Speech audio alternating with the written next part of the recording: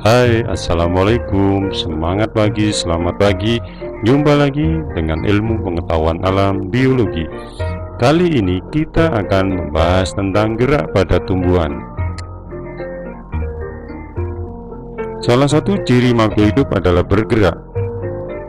Tumbuhan merupakan makhluk hidup, jadi tumbuhan pun dapat bergerak. Namun demikian, pergerakan tumbuhan sulit diamati karena pergerakannya yang sangat lambat. Tumbuhan tidak dapat berpindah tempat atau bergerak bebas seperti halnya hewan dan manusia.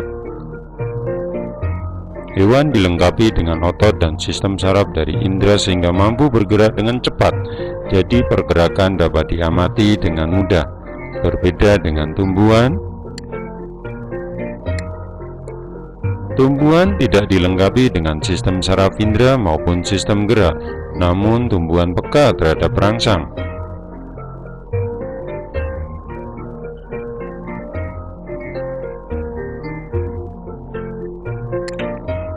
Bagaimana cara tumbuhan bergerak? Gerak pada tumbuhan biasanya sangat lambat sehingga tidak terlihat oleh mata. Tidak seperti manusia dan hewan, tumbuhan bergerak namun tetap pada tempatnya. Meskipun tidak memiliki sistem saraf seperti hewan, tumbuhan memiliki kemampuan menanggapi rangsang walaupun lambat.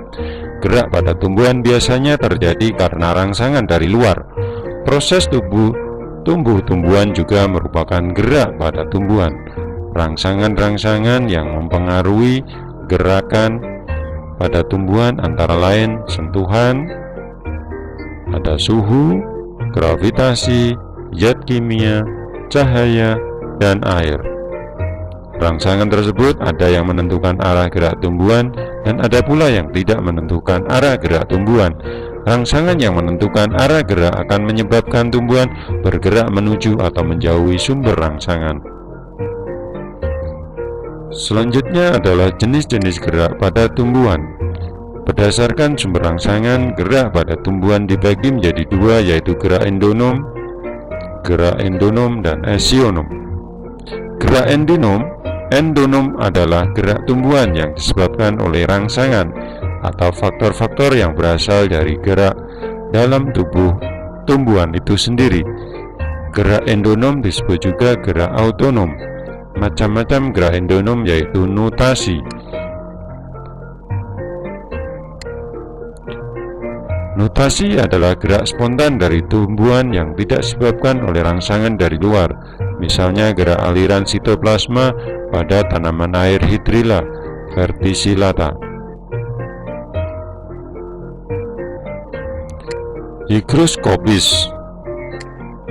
Higroskopis bagian tumbuhan yang terjadi karena geraknya adanya perubahan kadar air pada tumbuhan secara terus-menerus.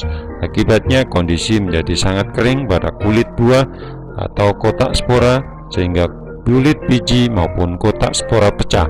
Misalnya pecahnya kulit buah polong-polongan seperti lam toro, kembang merak, kacang buncis, kacang kedelai.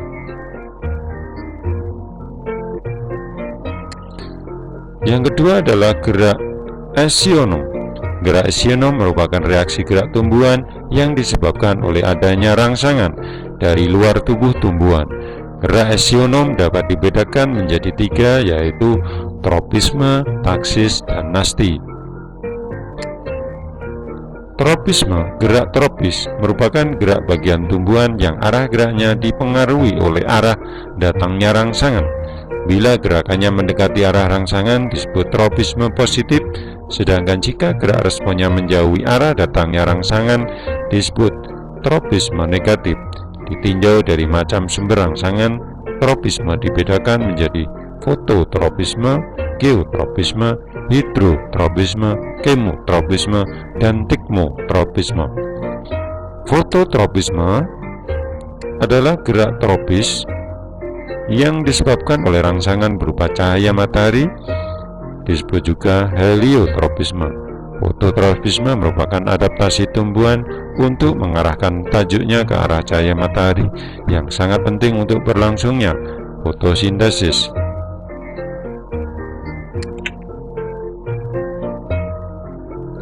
Geotropisme adalah gerak tropisme yang disebabkan oleh rangsangan gaya gravitasi bumi. Geotropisme positif jika gerak responnya menuju ke bumi dan menuju ke bawah, misalnya pertumbuhan akar. Geotropisme negatif jika gerak responnya menjauhi bumi atau menuju ke atas, misal gerak pertumbuhan batang.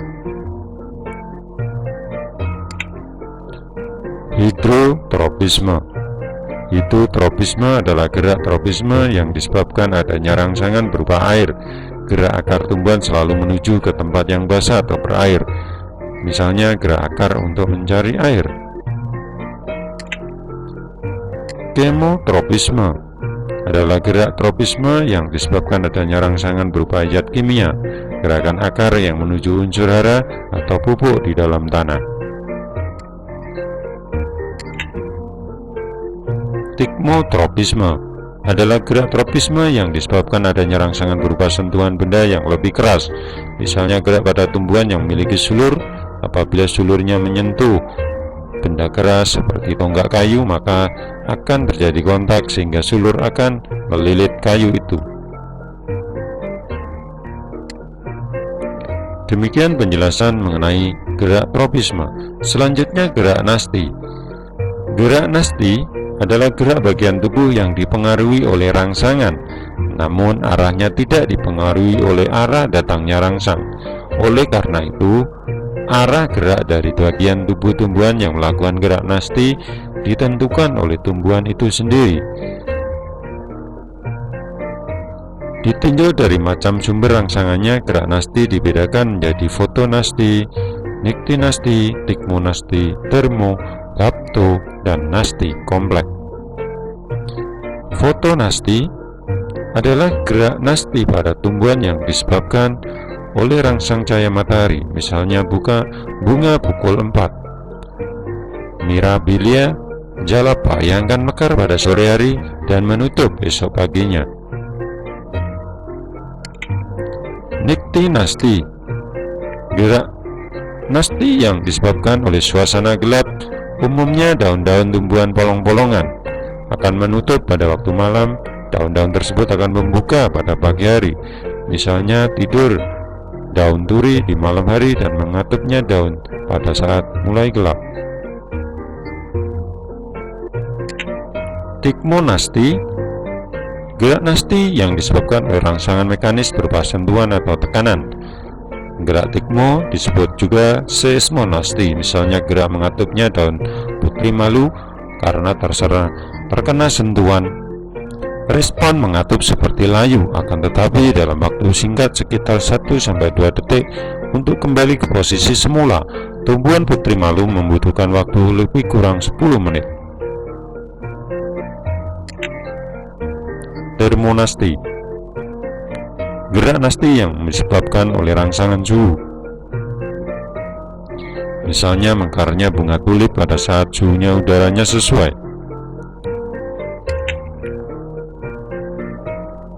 Aptonasti, gerak nasti yang terjadi pada tumbuhan insektivora yang disebabkan oleh sentuhan serangga, misalnya daun tanaman kantung semar dan Venus.